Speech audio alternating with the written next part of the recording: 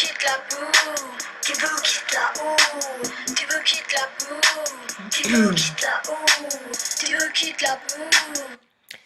Her fik I lige et lille uddrag af en sang, som er skrevet af Højni på 10 år, som er patient og lider af cystisk fibrose, som er den sygdom, vi har valgt at arbejde med. Ja. Cystisk fibrose er en sygdom, som er arvelig genetisk betinget, og som udvikler sig meget forskelligt hos patienterne. Her kan man se et sådan billede af, hvad for nogle ting, som de kan påvirke. Og som man kan se, er det faktisk nærmest hele kroppen. Sygdommen er medfødt, og symptomerne viser sig allerede kort efter fødslen. Cystisk fibrose skyldes en genfejl, som blandt andet medfører, at salttransport og væsketransporten ind og ud af kroppens celler ikke fungerer optimalt. Denne defekt kommer mest til udtryk i de kirtler, som producerer sekreter til kroppens indre og ydre dele. Patienter med cystisk fibrose sekreter indeholder mindre vand end hos raske patienter. Derfor bliver disse sekreter mere tykflydende, hvilket også medvirker til, at der er større grobund for bakterier i luftvejene, fordi de bliver svækket. Derfor oplever patienter med cystisk fibrose også oftere luftvejsinfektioner. Her er der et billede, som sådan meget fint illustrerer, at her er en rask patient, og her er en person med cystisk fibrose. Også i fordøjelsessystemet oplever patienter symptomer, fordi sygdommen medfører, at bugspytkirtlen producerer for små mængder fordøjelsesenzym. Derfor kan patienterne ikke optage næring i mad tilstrækkeligt, og er derfor ofte undervægtige, på trods af, at de spiser en masse og er enormt hungrende efter mad. Sygdommen kommer dog, som tidligere sagt, til udtryk på mange forskellige måder hos de individuelle patienter, men det er nogle af de mest almindelige symptomer. Andre indre organer, som især påvirkes af sygdommen, er lungerne, bugspytkirtlen, mavetarmkanalen og leveren. I Danmark er ca. 3% af befolkningen anlægsbærere for cystisk fibrose, hvilket er ca. 1.500.000 danskere eller 1 ud af 34. Sygdommen er en autosomal recessiv sygdom, og man kan derfor godt være bærer af det syge gen, uden at være syg eller på nogen måde mærke symptomer. Sygdommen forekommer også lige meget ved piger og drenge. Alle anlægsbærere er disponeret for cystisk fibrose, altså heterozygote, men er oftest ikke klar over det. Er man rask, kan man enten være homozygot med 2 store C'er, altså en hvid, eller heterozygot med et stort C og et lille c, altså sort og hvid. Er man syg, er man homozygot, 2 små C'er, altså sort.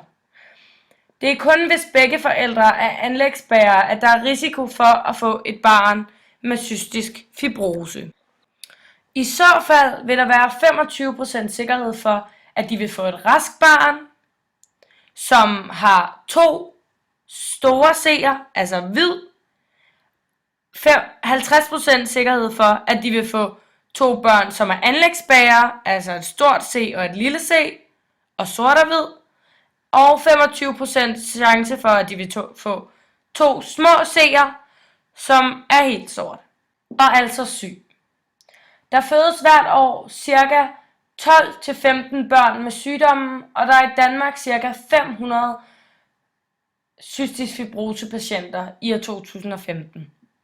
Sygdommen findes overvejende i de vestlige lande, men der findes flere tusind smittede i hele verden. Det præcise tal findes ikke på nettet eller andre steder, hvor vi har kigget. Man kan konstatere, om man er bærer af sygdommen ved hjælp af en DNA-analyse, fordi sygdommen skyldes en fejl på kromosom 7. Her ses en anden tegning, som viser det samme som før, bare på et lidt mere DNA- og kromosomniveau. Fordi byggestenene i et gen er DNA-molekyler, kan man altså ved hjælp af en blodprøve undersøge, om der er ændringer i byggestenene i cystisk fibroses arveanlæggende. Er dette tilfælde på begge arveanlæggende, det fra moren og det fra faren, har barnet mulighed for at få cystisk fibrose. Dog bliver man oftest først opmærksom på, om man er anlægsbærer, efter at man har fået et smittet barn, fordi anlægsbærerne af sygdommen jo er raske bærere. Det kan dog være en hjælp til biologisk familie, som derefter kan få undersøgt, om de selv og deres partnere er anlægsbærere, inden de får børn. Begge forældre til et barn med cystisk fibrose er anlægsbærere for sygdommen, og derfor må begge deres forældre nødvendigvis også være det. Derfor kan man, hvis man er i familie med nogen, som har fået et barn med sygdommen, selv få undersøgt, om man selv og ens partner er anlægsbærere, inden man får børn. Det kan give vished om risikoen i en familie og øget fokus på eventuelle symptomer, men på det tidspunkt er der allerede født et barn mere med sygdommen. Derfor kan grunden til, at cystisk fibrose er en af de mest udbredte alvorlige arvelige sygdomme i det indoeuropæiske race, være, at man som bærer godt kan gå rundt og være rask og pludselig få et barn, som ikke er det. Man er altså derfor ikke opmærksom på risikoen. Her til sidst vil jeg gerne vise et sidste lille uddrag fra sangen, så det får I her. De hiver, river, putter, suger, stikker, mærker, syre. De hiver, river, putter, suger. Forråd vores liv, tak. Forråd vores liv, tak. Forråd vores liv, tak. Forråd vores liv, tak. Gør alt. Forråd vores liv, tak. Det var alt, hvad vi havde i denne her screencast. Den er lavet af Maja, Albert, Wilhelm og Karl fra 1. F. Tak.